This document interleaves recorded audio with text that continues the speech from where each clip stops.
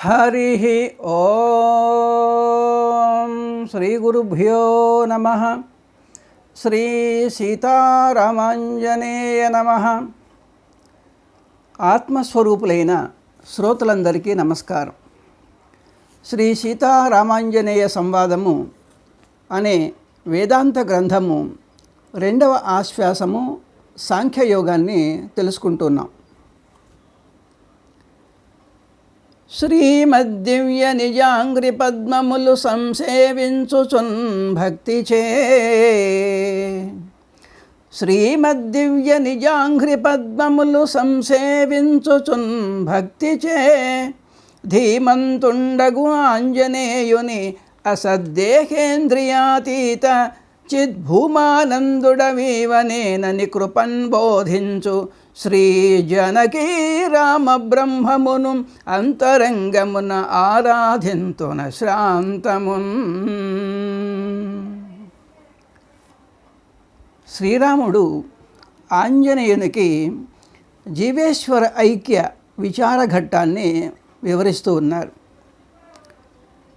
క్రమముతో స్థూల సూక్ష్మ కారణములకును,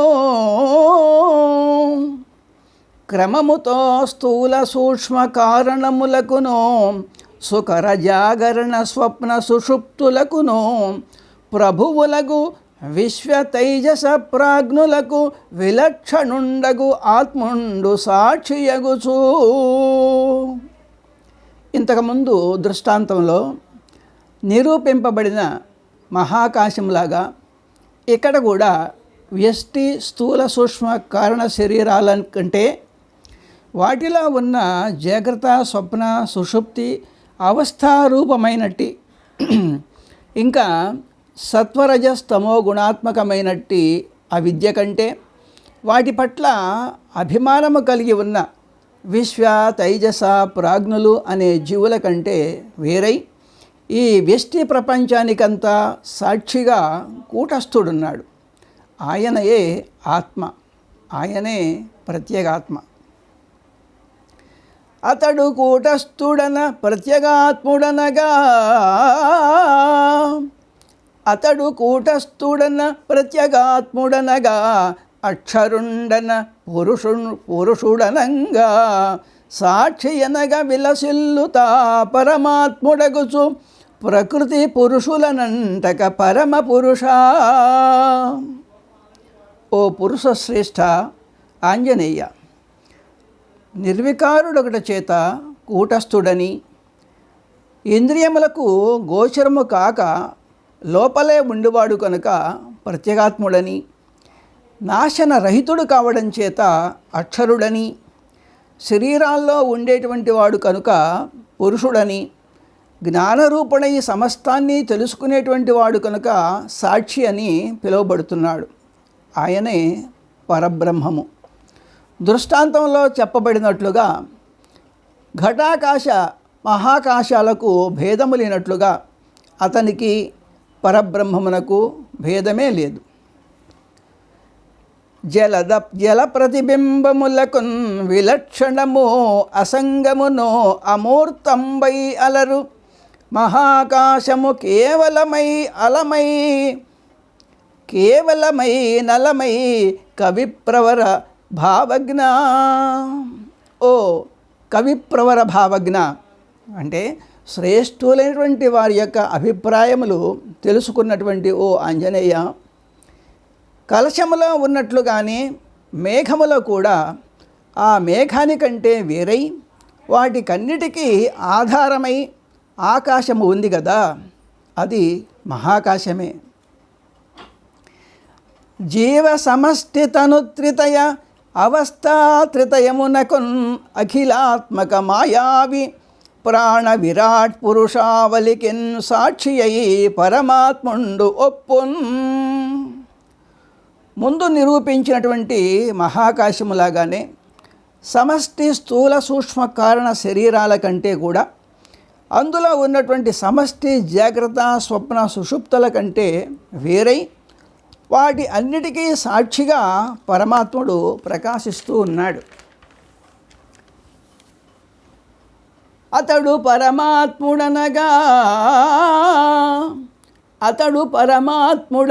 బ్రహ్మంబనంగా అలగు పరిపూర్ణ చైతన్యం అనగనొప్పు.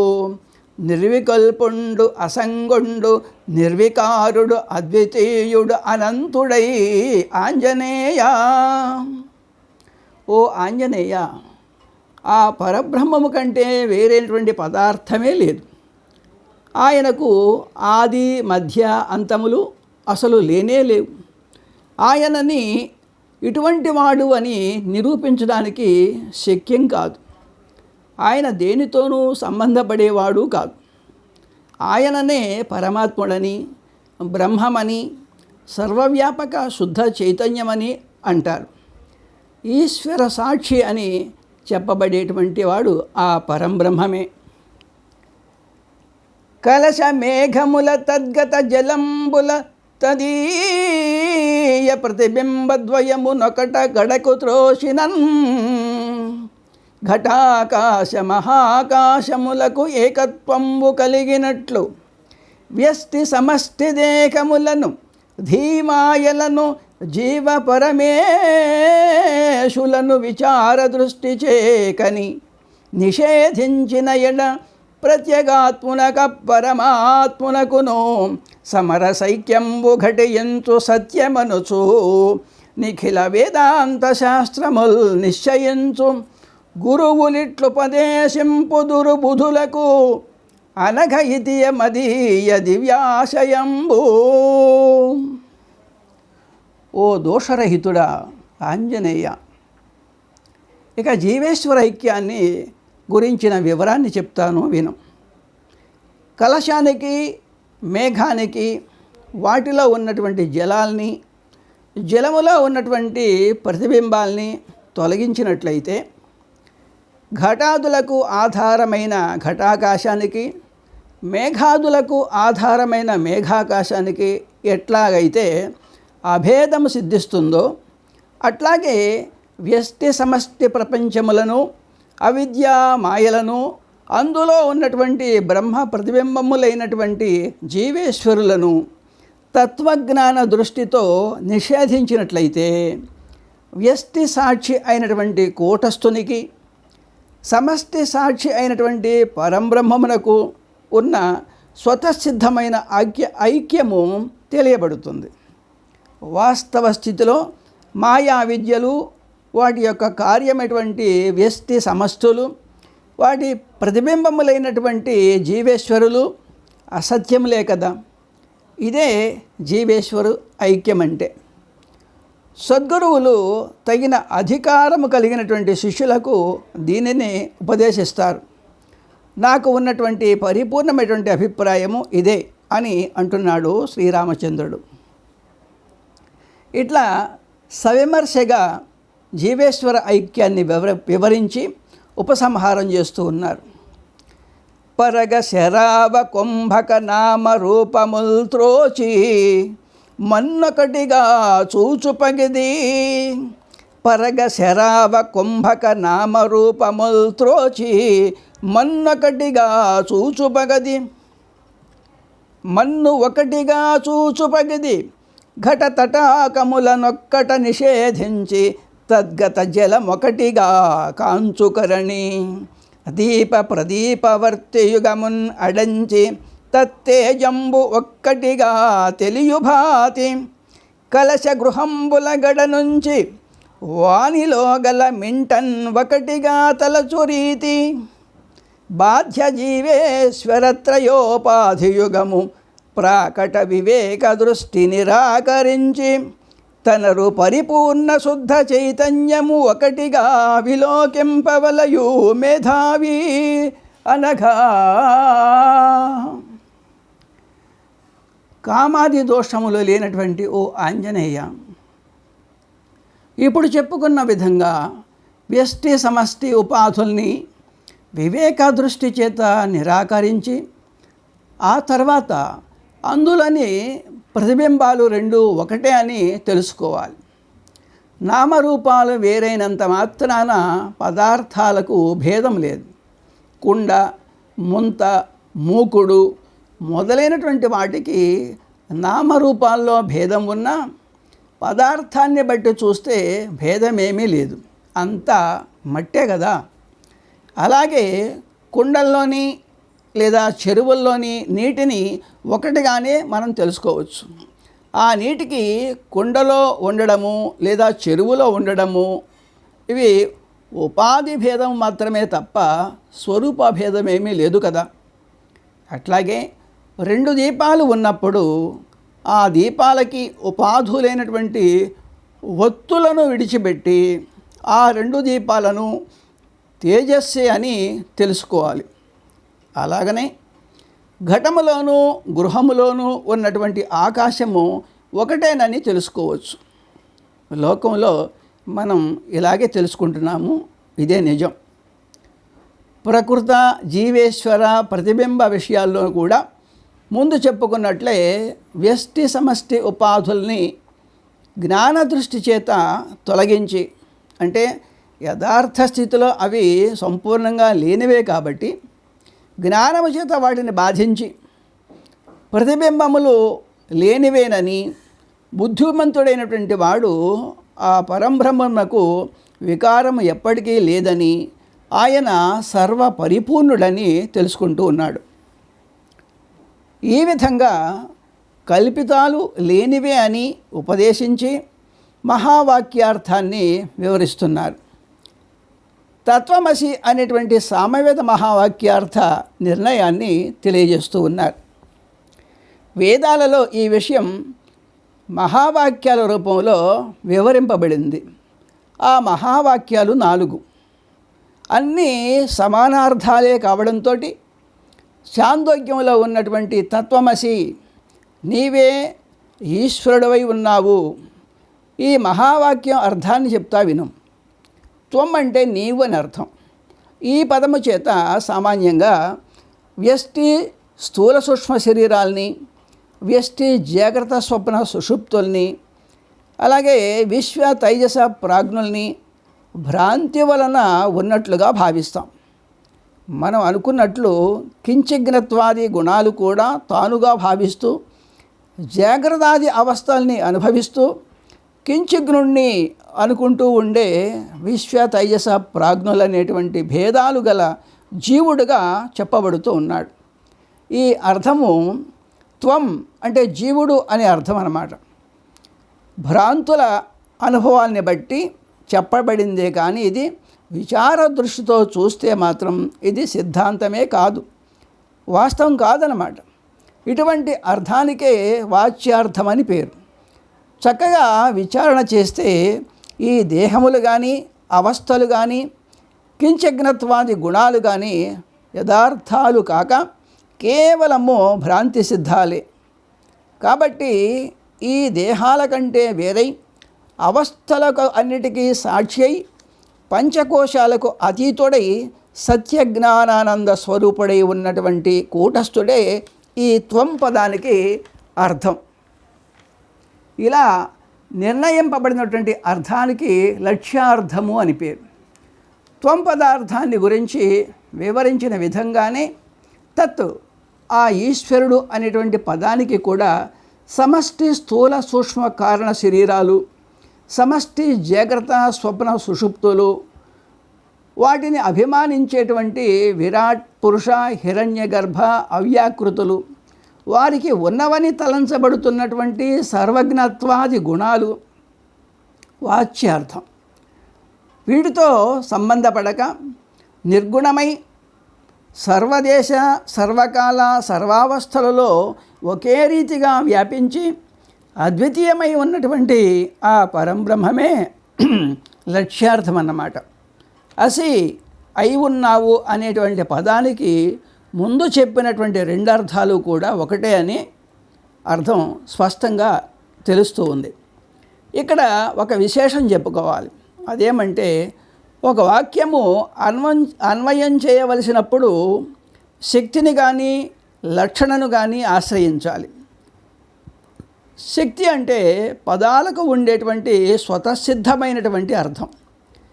లక్షణ అంటేనేమో కేవలము శక్తిని ఆశ్రయించిన తాత్పర్యానికి హాని కలిగేటట్లయితే అప్పుడు శక్యమగు శక్తిచే బోధింపబడినటువంటి పదార్థానికి సంబంధించిన మరొక దాన్ని తాత్పర్యము అనుకూలంగా తెచ్చి కానీ అర్థం చెప్పడం అన్నమాట. అందులో కూడా శక్యమును సంపూర్ణముగా వదలడము, వదలకుండా ఉండడము అనేది ఉంటుంది. ఇటువంటి లక్షణకు క్రమంగా జహల్లక్షణ అని, అజహల్లక్షణ అని పేర్లు. ప్రస్తుత వాక్యాన్ని అన్వయం చేయడానికి ఈ రెండు లక్షణాలు కూడా పనికిరావు. ఎందుకంటే ఇక్కడ శక్యములు అంటే శక్తి చేత తెలియబడేవి వాచ్యార్థాలే, అవి పరస్పర విరుద్ధాలన్నమాట. కాబట్టి ఈ పదార్థము అన్వయించదు. ఈ ఐక్యము కూడా కుదరదు. విరుద్ధాలకి ఐక్యము కుదరదు కదా మరి. ఈ కారణం చేత ప్రస్తుత వాక్యము అన్వయం చేసేటప్పుడు శక్తిని ఆశ్రయించడానికి వీలు లేదు. ఇక లక్షణను ఆశ్రయిద్దామన్నా కూడా జహల్లక్షణ పనికిరాదు. వాచ్యార్థాల్ని సంపూర్ణంగా వదిలివేస్తే ఐక్యము స్వతసిద్ధమే కాబట్టి జీవేశ్వరులే అప్పుడు ఉండరు. కాబట్టి వాక్యమే నిరర్థకమైపోతుంది. జీవేశ్వరులే లేకపోతే జీవేశ్వర ఐక్యం అనేది ఎక్కడి నుంచి వస్తుంది? కాబట్టి అజహలక్షణ కూడా పనికిరాదు. వాచ్యార్థాల్ని సంపూర్ణంగా విడవనట్లయితే ఐక్యము కుదరదని ముందే చెప్పా కదా. కాబట్టి ఈ వాక్యాన్ని లేదా మహావాక్యాల్ని సమన్వయం చేసేటప్పుడు వేదాంత శాస్త్రములో శక్యమును విడిచి విడవకుండుట అనేదే ముఖ్యం. ఇదే మూడో లక్షణం. దీనినే జహల్లక్షణ అనేటువంటి పేరుతో అంగీకరించారు. ఇది కూడా లోకానుభవానికి విరుద్ధం కాదు, ఇది ఉన్నదే. ఎలాగంటే ఒక మనిషిని ఒకానొక కాలంలో ఒక స్థలములో ఒక వేషముతో చూస్తే వాణ్ణే మరొక కాలంలో మరొక ప్రదేశంలో మరొక వేషంతో చూసాం. అప్పుడు వాడే వీడు అని గుర్తిస్తాం. ఇది నిజమే కదా. ఇక్కడ వాడే వీడు, వాడును వీడును ఒకడే అనే వాక్యాన్ని సమన్వయం చేయడం ఎలా? వాడు అనగా మొట్టమొదట చూడబడినటువంటి ప్రాంతంలో ఆ కాలంలో ఉన్నవాడు. ఇక వీడు అంటే ప్రస్తుతము ఇక్కడ ఈరోజు కలిసినవాడు. ఇప్పుడు వాచ్యార్థాలైనటువంటి పూర్వ ప్రస్తుత కాలములో ఉన్న మనుషులకు ఏకత్వము జహల్లక్షణచే కానీ శక్తిచే కానీ కుదరదు. కాబట్టి దేశకాలాల్ని పూర్తిగా విడవకుండా వివేక దృష్టితో మాత్రము తొలగించి లక్ష్యార్థమైనటువంటి మనుషులకు ఐక్యాన్ని చెప్పవచ్చు. ఇలాగే ప్రస్తుత వాక్యంలో కూడా వాచ్యార్థాల్ని సంపూర్ణంగా విడిచిపెట్టకుండా వివేక దృష్టితోటి తొలగించి లక్ష్యార్థాలైనటువంటి కూటస్థ బ్రహ్మములకు జహల్లక్షణ చేత ఐక్యాన్ని చెప్పవలసి ఉంటుంది. ఇదే మహావాక్యార్థం. ఓ ఆంజనేయ, జీవేశ్వర ఐక్యాన్ని గురించి వేదము ఈ విధంగా అహం బ్రహ్మాస్మి, నేనే బ్రహ్మమునై ఉన్నాను, అయమాత్మా బ్రహ్మ, ఈ ఆత్మయే బ్రహ్మము, ప్రజ్ఞానం బ్రహ్మ, జ్ఞానస్వరూపుడైనటువంటి కూటస్థుడే బ్రహ్మము అనేటువంటి మహావాక్యాల చేత కూడా జీవేశ్వర ఐక్యాన్ని ప్రకటిస్తున్నదని తెలుసుకో. ఇక మీద జీవ బ్రహ్మైక్యాన్ని చెప్తాను విను ఓ గౌరీ అని పరమశివుడు పార్వతీదేవితోటి అంటూ ఉన్నాడు. అట్లాగే శ్రీరాముడు ఈ విధంగా సందేహాలు తొలగే విధంగా వివరించి జీవ బ్రహ్మైక్యాన్ని గురించి ఆంజనేయ స్వామికి ఇలా తెలియజేస్తున్నాడు. గగనస్థాణు మృగతృష్ణికా సుక్తితతులు, గగనస్థాణు మృగతృష్ణికా సుక్తితతులు, ఆది మధ్యమ అంతములయందు స్వస్వభావములచే వశయించి అన్నియు వరుసతో అజ్ఞానవశము వలన నీలత అహి మనుష్య నీరరౌప్యంబులై కనుపట్టి వివరించి కాంచు ఎడల కల్పిత రూపముల్ కడు మిథ్యలై పోవ తత్వంబులైన చందమున ఆత్ముడయ్యు అతడు అనాది అవిద్య ఆత్మశక్తి వలన. ఆత్ముడయ్యు అతడు అనాది అవిద్యాత్మశక్తి వలన జీవుడై తోచి కేవల నిజస్వరూపము నెరుంగుచో పూర్వరూపముడిగి అద్వయానందమూర్తి అయి అలరు అనగా. ఆకాశము, త్రాడు, చెట్టు యొక్క మోడు, ఎండమావులు, ముత్యపు చెప్ప అనేవి మొదట కానీ మధ్య కానీ చివర కానీ ఏ మార్పు లేక యథాతథంగానే ఉన్నా కూడా వీటిని చూచేటువంటి వాళ్ళు యొక్క భ్రాంతి దోషాన్ని బట్టి ఆకాశము నల్లగా, త్రాడేమో పాముగా, మోడేమో మనిషిగా, ఎండమావులు నీళ్లులాగా, ముత్యపు చిప్ప వెండిలాగా మొదట తోస్తాయి అన్నమాట. వివేకంతో పరిశీలించిన తర్వాత భ్రాంతి చేత ఆరోపింపబడినటువంటి నలుపు మొదలైనటువంటి ఆకారాలు మిథ్యలై నశించగానే ఆకాశము మొదలైనవి వాస్తవ రూపాలుగానే కనపడ్డట్లుగా పరమాత్మ ఎప్పుడూ సర్వత్రా ప్రకాశిస్తూ ఉన్న మొదలు చివర అనేది లేకుండా అనాదిగా ఉన్నటువంటి కల్పిత మాయ చేత తాను జీవాత్మగానే తెలియబడతాడు. వివేక దృష్టి చేత మాయా సంబంధమే లేనటువంటి స్వస్వరూపాల్ని తెలుసుకున్నప్పుడు ఆరోపితమైనటువంటి ఆ జీవభావము విడిచి ఎప్పటిలాగే అఖండమైనటువంటి ఆనంద స్వరూపుడై ప్రకాశిస్తూ ఉంటాడు. ఈ విధంగా సత్యాన్ని తెలుసుకోవలసి ఉంటుంది. హరి ఓం తత్సత్. స్వస్తి.